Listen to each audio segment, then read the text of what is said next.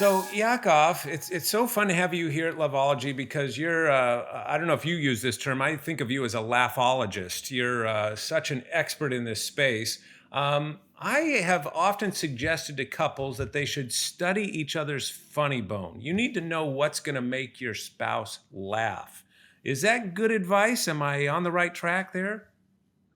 I think you are. I think uh, the challenge is when you're dealing with people who are not professional comedians, and majority are Right. not, uh, they get confused with that.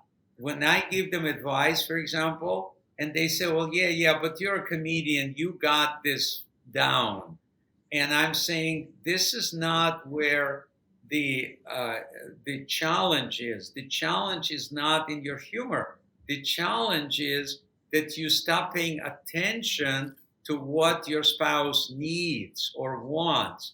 And if you do that, let's say they enjoy this particular uh, restaurant, or they enjoy certain flowers or whatever, and you continue to replenish that, that's the setup for the punchline that later on you could say something very silly and they will laugh because their emotions are full. They're not exhausted from not having that understanding of your partner not getting what you need, but looking for just a funny bone itself.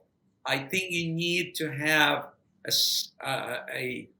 a way to get to it. And the way to get to the funny bone is to go, what does my partner need?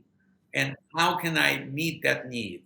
And then the laughter will more Yeah, likely to happen. so you have that foundation of a healthy relationship. You're saying make sure you're meeting each other's needs, but then there's a point where, like, I know my wife Leslie, she loves to hear a story where I get embarrassed. That just makes her laugh like nothing else. And so if I can come home Right, at the end of the day right.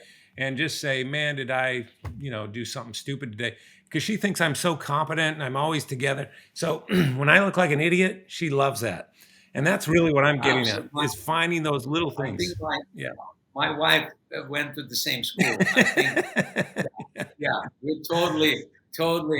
She loves it. Yes, and but also I also know when things are right, when needs are met, it's anything can trigger it. I just a sound. We I don't know. We had something for dinner that it just the sound of something that she made me crack up. She can cuddle up to me in the middle of the night and just kind of, say something silly, and I Yeah. crack up. So, and vice versa. So to me, it's how do you sustain that needs are being met, and then the rest will happen Yeah. automatically, just like it happens with your best Yeah. friend.